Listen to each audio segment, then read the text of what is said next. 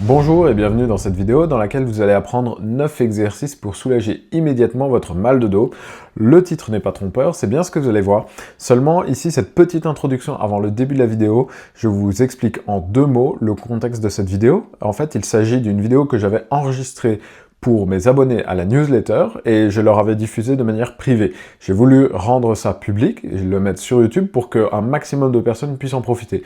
Donc voilà, n'hésitez pas à partager, comme ça il y aura vraiment un max de gens qui pourront profiter de toutes les informations que je peux donner et vous allez voir, c'est quand même quelque chose d'inédit.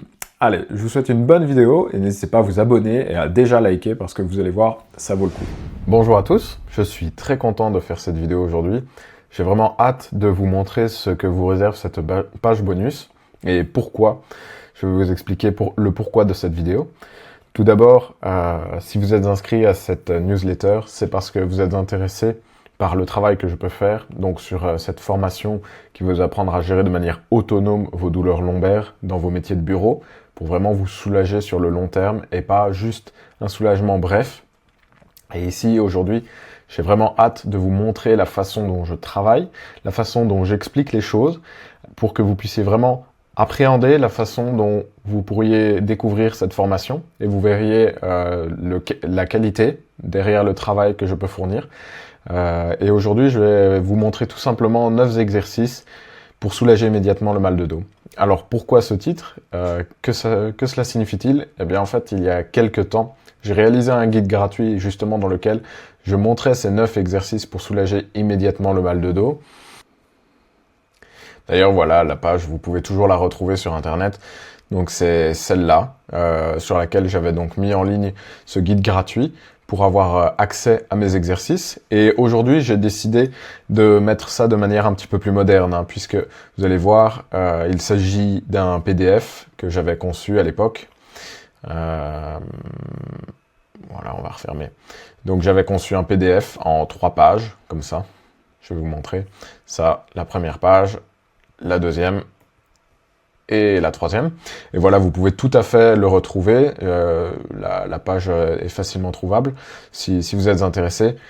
Mais tout d'abord, j'aimerais vous expliquer donc pourquoi j'ai décidé de, on va dire, le remasteriser entre guillemets, bien que le document en lui-même soit récent. J'ai voulu en fait retranscrire en vidéo ce que je ne pouvais pas dire à l'écrit. Comme vous voyez, il y a déjà beaucoup de texte et c'est pas toujours évident, avec juste une image, de montrer exactement ce qu'on a en tête, surtout quand on est un professionnel du mouvement, comme moi, et qui suis vraiment passionné par l'exécution correcte des mouvements. C'est quelque chose que je passe beaucoup de temps à faire, corriger mes patients sur leur façon de faire les exercices, et ça peut paraître parfois rébarbatif et exigeant, mais c'est vraiment comme ça qu'on atteint des résultats. Malheureusement, par écrit, tout ne passe pas. C'est pour ça que j'ai décidé donc de tout refaire en vidéo aujourd'hui.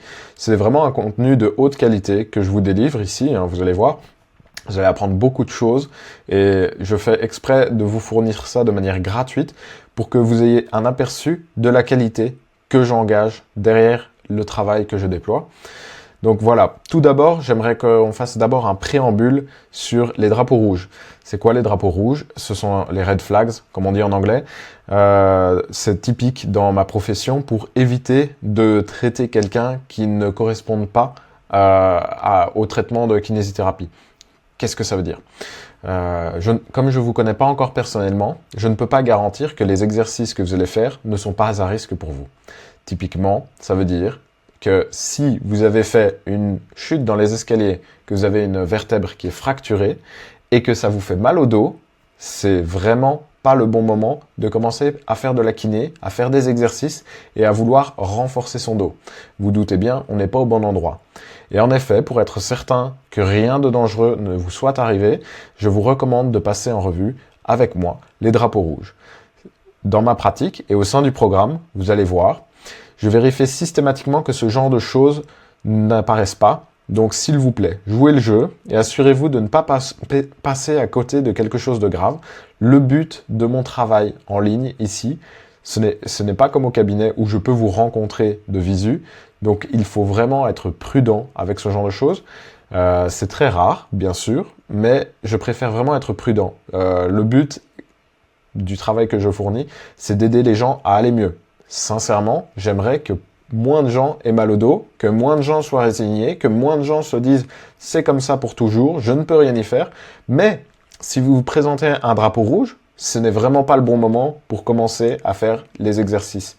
On va passer rapidement en revue, hein, ce n'est pas un cours de kiné, mais j'ai vraiment envie de m'assurer que vous êtes passé à travers ça avec moi. Comme ça, après, on peut commencer. Donc, j'ai nommé ça quand le mal de dos cache autre chose, parce que c'est un peu moins indigeste que les drapeaux rouges ou les red flags, ce qui est vraiment typique de mon jargon pour le coup. Vous allez voir d'ailleurs, je fais vraiment attention à ne pas utiliser trop de jargon, à ne pas utiliser trop de termes médicaux, afin que vous puissiez comprendre un maximum. Ça aussi, c'est un point d'honneur, que je mets vraiment un point d'honneur à employer un langage que mes patients peuvent comprendre, ainsi que mes clients en ligne.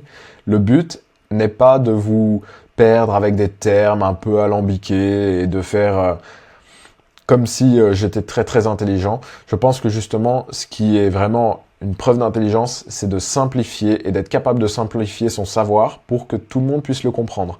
Ça ne veut pas dire de le rendre simpliste. Ça veut dire de rendre quelque chose d'accessible. Si, par exemple, quand je vais chez le garagiste et qu'il me parle de bougie ou de courroie de transmission, je vous dis pas, mais en fait, là, je ne comprends rien du tout. C'est un peu comme quand il y a une panne ou qu'il y a un bruit bizarre. J'ouvre toujours le capot, on sait jamais, mais en vérité, je n'y connais rien du tout. J'ai vraiment pas l'air très très fier quand j'ai ouvert ça. Ou bien quand le garagiste me parle de termes compliqués, tout ce que je sais, c'est qu'il y a des freins et des pneus et un volant. C'est déjà assez. J'ai pas besoin d'en savoir plus tant que ça roule. Et je pense que vous n'avez pas besoin, vous non plus, d'en savoir plus. C'est un investissement d'apprendre des choses. Et plus vous en saurez, mieux vous pourrez vous porter. Mais évidemment, vous n'avez pas besoin de savoir tout en détail, toutes les pathologies, etc. Alors, évidemment, la plupart des douleurs lombaires, comme je vous ai dit, sont sans gravité et se soignent très bien. On est à plus de 90% de lombalgie qui sont... Donc la lombalgie, c'est vraiment la douleur lombaire. Les lombaires, c'est le creux dans le bas du dos. Et on est à 90% qui sont vraiment sans gravité, qui sont les non spécifiques. Ça veut dire qu'on ne peut pas isoler une cause précise parce qu'il s'agit d'un modèle plus large qui dépasse. Il ne s'agit pas juste d'un muscle ou juste d'une articulation. Donc on parle de douleurs non spécifiques et c'est très bien en fait parce que les douleurs spécifiques, c'est soit dans le meilleur des cas une sciatique. Donc là, on sait que c'est le nerf sciatique qui est touché, mais si c'est spécifique, ça peut être des pathologies plus sérieuses, puisqu'on sait que c'est la pathologie en question qui est la cause de la douleur. Les pathologies que je vais décrire ci-dessous, pas n'importe quoi non plus.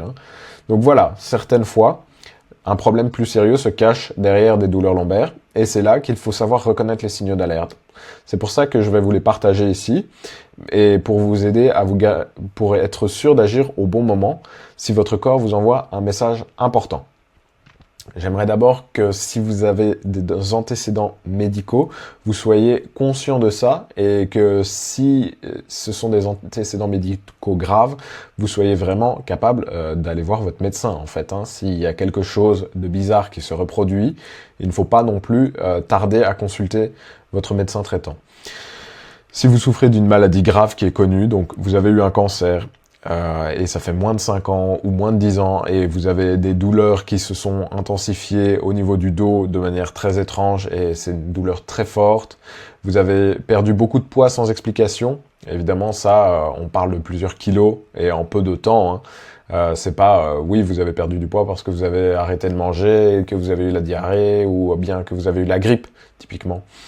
La douleur ne varie pas avec les mouvements. Ça, c'est un critère. Donc, quand vous avez mal absolument tout le temps, des douleurs vives, très, très explosives, qui sont pulsatiles, donc comme si vous sentiez votre cœur battre, qui font boum, boum, boum. Et les douleurs qui s'intensifient la nuit aussi sont souvent corrélées à des inflammations. Donc tout ça, c'est des choses qui concernent votre médecin.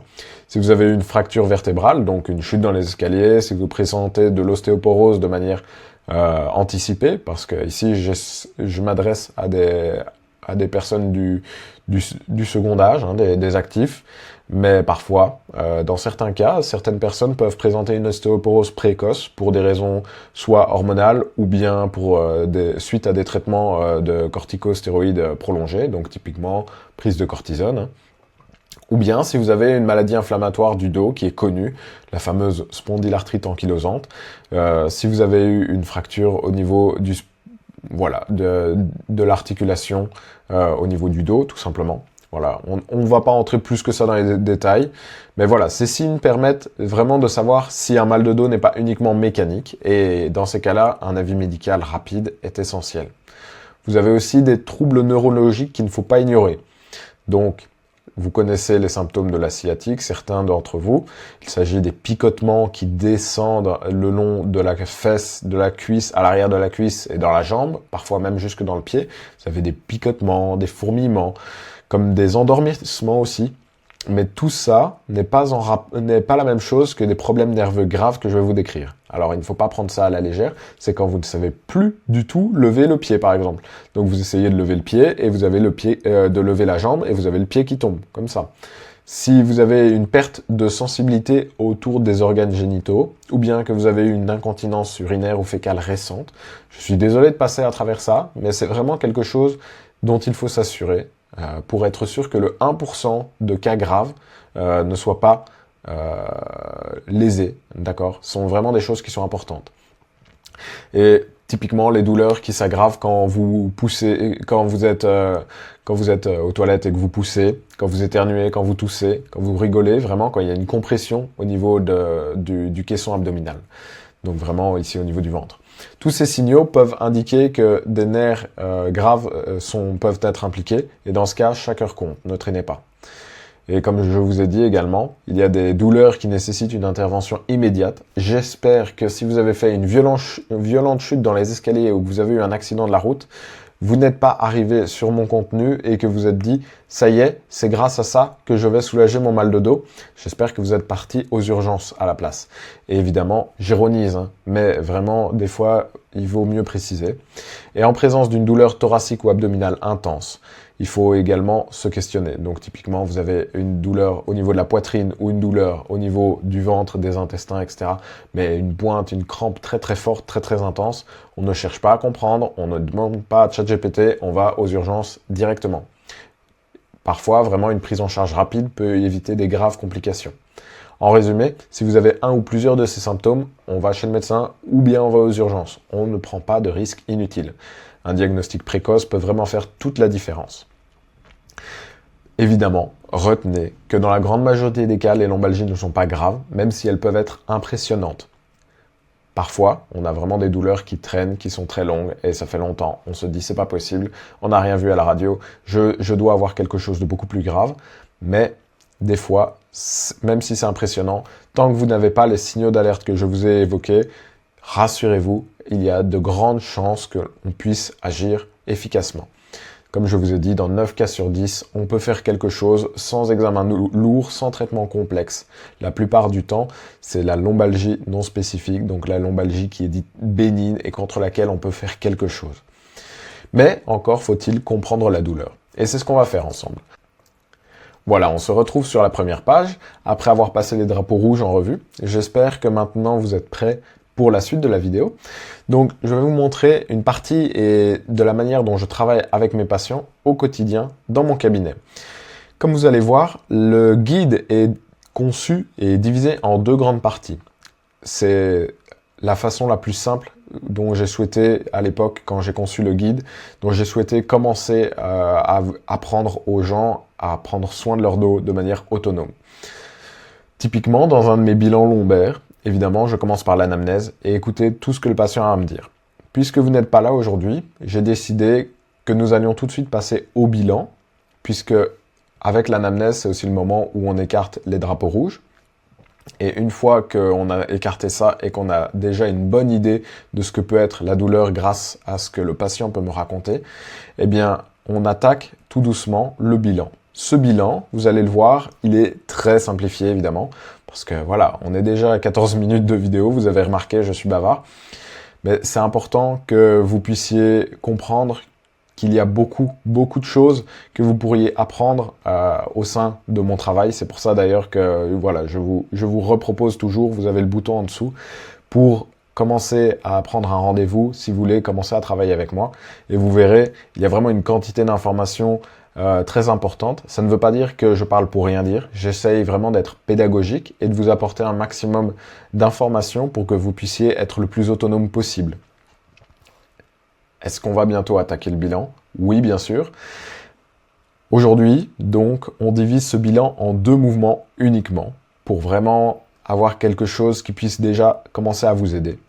On va diviser les douleurs qui apparaissent quand vous penchez en avant et les douleurs qui apparaissent quand vous penchez en arrière. Je ne veux pas tester votre souplesse, je veux que vous testiez votre douleur. Alors, tout simplement, vous avez les douleurs qui apparaissent quand on se penche en avant, ici, comme dans cette vidéo, comme vous le voyez. Si la douleur fait mal quand vous descendez, on va remettre la vidéo au début, voilà, regardez. Donc si vous avez, voilà, on peut faire pause comme ça. Très bien. Donc ici, si vous avez une douleur dans le dos, ici, dans la zone inférieure, comme ça. Si vous avez une douleur dans cette zone-là, qui se présente quand vous penchez en avant, eh bien, on va pouvoir attaquer une certaine partie des exercices. Attention, si la douleur se produit également pendant que vous montez ou que vous descendez, donc typiquement vous êtes plié en deux, entre guillemets, et que là vous le sentez déjà, à droite, à gauche ou en barre, sur les deux côtés en même temps, on est dans le même cas de figure. On est dans le cas de figure d'une douleur quand on se penche en avant, typiquement. Voilà. Et alors ici, on va voir ensemble cette vidéo. Si vous avez une douleur qui se présente en vous penchant en arrière, comme ça, dans cette zone typiquement, souvent en plein milieu du dos, un peu plus à droite, un peu plus à gauche, et bien là, on a donc une douleur qui survient quand on se penche en arrière. Ça vous permet vraiment de diviser les exercices en 2 catégories. Et alors ici, quand on revient, la douleur s'atténue quand vous reprenez la posture droite. Typiquement, dans ce genre de cas, vous allez avoir donc plusieurs sortes d'exercices. Ici, il s'agit des exercices qui vont vous soulager quand vous avez une douleur en vous penchant en avant. Donc, on va commencer par les 2 premiers sur la première page, ici. Il s'agit de la bascule pelvienne et du genou contre poitrine. Ces 2 exercices sont des grands classiques si vous avez vraiment très très mal et que vous n'osez plus bouger. Typiquement, quand vous n'arrivez pas à trouver une posture qui vous soulage, que vous avez mal debout, quand vous avez mal assis, etc., etc. Ça, même si vous penchez en arrière, si vous avez aussi mal en vous penchant en arrière, ces exercices peuvent même vous soulager. Parce que il y a vraiment un mouvement au niveau du bassin qui s'effectue et qui influe sur le bas du dos et qui va vous soulager. Et là, pareil, en venant ramener les genoux comme ça contre la poitrine, vous allez vraiment soulager vos douleurs quand vous avez une douleur en vous penchant en avant. Alors, je vous montre. L'exécution de ces exercices est assez simple. Ici, j'aimerais quand même qu'on commente ensemble. Vous avez donc, voilà, vous avez ici un mouvement au cours duquel je creuse le bas de mon dos. Donc, j'essaye de faire vraiment un espace pour pouvoir passer ma main en dessous de ce creux. Et ensuite, vous allez avoir l'alternance avec ceci, voilà. Et on refait play. Et là, l'alternance avec l'autre mouvement. Là, j'aplatis le bas de mon dos. Et vous voyez que j'essaye vraiment d'arrondir, mais je ne décolle pas les fesses. Je garde bien les fesses à plat au sol, les omoplates bien à plat au sol. Finalement, vous avez un continuum. Vous avez tout ça qui est une ligne droite bien à plat au sol. Et donc là, on ne peut plus passer la main en dessous puisqu'on a vraiment aplati le bas du dos, on l'a presque arrondi. Mais on ne l'arrondit pas non plus puisqu'il faut que le bassin reste attaché au sol, bien sûr. Voilà, donc ça, il s'agit donc de la bascule pelvienne. Vous allez voir, c'est un exercice qui est assez connu. Peut-être que vous l'avez déjà vu sur Internet, mais il mérite quand même d'être connu parce qu'il est vraiment efficace. Il permet de remettre du mouvement quand on a très très mal et qu'on n'ose plus du tout bouger. Alors, ici, c'est un autre exercice, on en parlera plus tard. Alors, ici, revenons à nos moutons. Ensuite, vous aurez le deuxième exercice qui est la flexion lombaire, donc le genou-poitrine. C'est la petite boule, hein, finalement. Ça, vous l'avez sans doute déjà vu aussi. Il est fort agréable. Donc, ce qui se passe, c'est que vous ramenez simplement les genoux contre vous et en arrondissant comme ça le bas du dos, ça va vraiment faire comme un étirement. Et vous restez aussi longtemps que vous voulez. Évidemment, là, dans la vidéo, j'allais pas rester 2 heures. Mais si vous voulez, vous pouvez vraiment prendre votre temps. Vous ramenez les genoux contre la poitrine.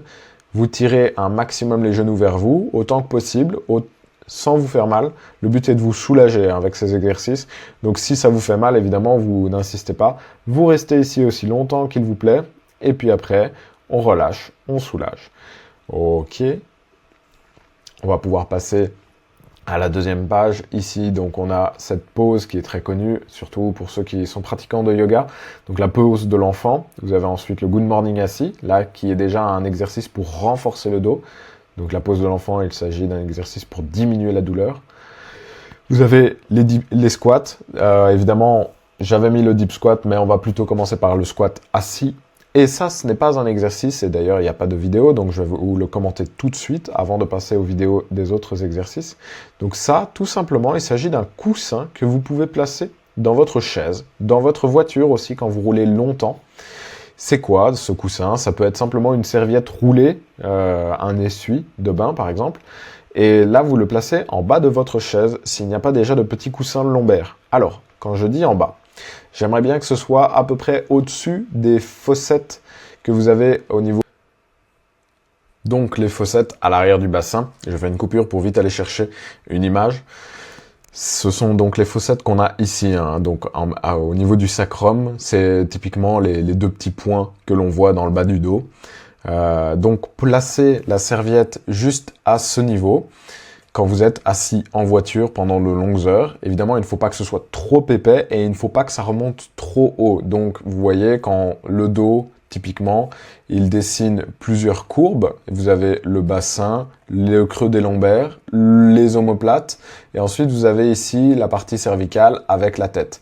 Eh bien, il faut placer le coussin ici. Il ne faut pas qu'il aille trop haut ici et il ne faut pas qu'il aille trop bas ici. Il doit remplir ce creux. D'accord? Voilà. Pour la partie donc sur le coussin lombaire. Vous verrez que ça va vous aider à vous soulager parce que quand on est assis très longtemps et qu'on a le bassin qui part vers l'avant, ça étire la zone ici au niveau musculaire et c'est ça qui peut provoquer des tensions quand on roule longtemps ou qu'on est assis longtemps dans le siège et qu'on a une douleur en se penchant en avant. Passons maintenant donc à la pose de l'enfant. Alors si vous voulez bien, on clique ici.